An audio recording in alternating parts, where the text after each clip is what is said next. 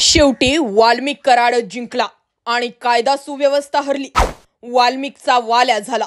पोलिसांच्या नाकावर टिचून तो शरण आला। 22 दिवस सेटलमेंट केली। आपलं कुणीच काहीच वाकडं करू शकत नाही हे दाखवून त्याने सरेंडर केलं। वाल्मिक कराडने सरेंडर केलं। त्याला पकडला नाही। तो शो ऑफ करत पोलिसांच्या स्वाधीन झाला। नेमकं घडलंय का? अखेर आज तो 22वा दिवस उजडला, ज्या दिवशी वाल्मिक कराड स्वतःहून पोलिसांना शरण आला। त्या अगोदर एक व्हिडिओ केला। व्हिडिओमध्ये त्याने काय म्हटलंय ते अगोदर ऐका। मी वाल्मिक कराड केज पोलीस स्टेशनला खोटी खंडणीची फिर्याद दाखल झालेली आहे। मला अटकपूर्वचा अधिकार असताना मी सीआयडी ऑफिस पुणे पाषाण रोड इथे सिलेंडर होत आहे। संतोष भैया देशमुखांचे जे कोणी मारेकरी असतील त्यांना अटक करावी व त्यांना फाशीची शिक्षा द्यावी। राजकीय दोषापोटी माझं नाव त्याच्याशी जोडलं जात आहे। पोलीस तपासात जे निष्कर्ष निघाले, मी जर दोषी दिसलो तर न्यायदेवतांनी मला जे शिक्षा देईल ती मी भोगायला तयार आहे।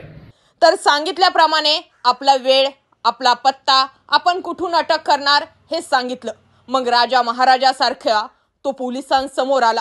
पोलिसांनी त्याच्यासाठी सेटलमेंट केली, कडोकट बंदोबस्त केला। का तर वाल्या बाहेर येणार होता। अशा पद्धतीने वाल्मिकचा वाल्या झाल्याचं पाहायला मिळालं। मात्र कायद्याने, न्यायालयाने निर्णय देण्या अगोदरच आपल्यावर खंडणीचा खोटा गुन्हा दाखल केलाय हे सुद्धा वाल्मिक कराडने सांगितलं।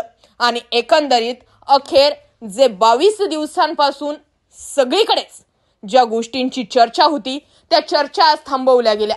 पोलीस किती काटेकोर पद्धतीने एखादा आरोपी ताब्यात घेऊ शकतात हे उभ्या महाराष्ट्राला दिसलं। पोलीस समोर जर फक्त एखादा हतबल व्यक्ती असेल तर त्याच्यावरच लाठ्या काठ्या उगारू शकतात का असा प्रश्न त्या निमित्ताने तयार झाला।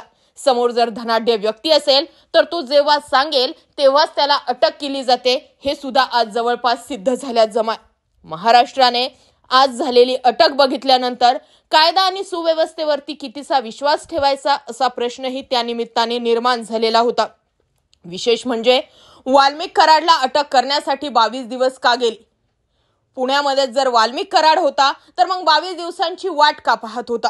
आणि विशेष म्हणजे आता अशी कोणती सेटलमेंट झालेली आहे ज्यामुळे वाल्मिक कराडने स्वतःहून सरेंडर केलं हा प्रश्न सुद्धा अनुत्तरित राहतोच की। वाल्मिक कराड याने बीडमध्ये जाऊन काही गोष्टींच्या सेटलमेंट केल्या असल्याचे आरोप सुद्धा आता होत आहेत। जितेंद्र आव्हाड यांनी म्हटलंय की या प्रकरणाचा तपासही महाजन करत होता आणि या अगोदरच्या प्रकरणांमध्ये सुद्धा पोलीस महाजनच होता। वारंवार महाजनच का असे अनेक प्रश्न जे आहेत ते या निमित्ताने उपस्थित झालेले आहेत। आता तर चर्चा अशाही सुरू झाल्यात, छोटा आका ताब्यात आलाय। आता मोठ्या आकावरती तो काही गरळ वोगतोय का हे पाहण्यासारखं असणार आहे। पण तुम्हाला काय वाटतंय? 22 दिवसांनंतर सरेंडर होणारा वाल्मिक कराड आतली सेटलमेंट करून आलेला नसेल का? जर धनंजय मुंडेंच्या अतिशय जवळचा वाल्मिक कराड आहे तर कुठे किती काय बोलायचं हे सांगितलं नसेल का? आणि वाल्मिक कराडला सरेंडर करण्यासाठी आता धनंजय मुंडेंनीच यस म्हटलं आणि त्यानंतरच वाल्मिक कराडने सरेंडर केलं का? या सगळ्या गोष्टींबाबत तुम्ही व्यक्त व्हा। पण तुम्ही आज ही गोष्ट मान्य करूनच चालाल ना की कायदा आणि सुव्यवस्था प्रत्येक व्यक्तीसाठी समान नाहीच।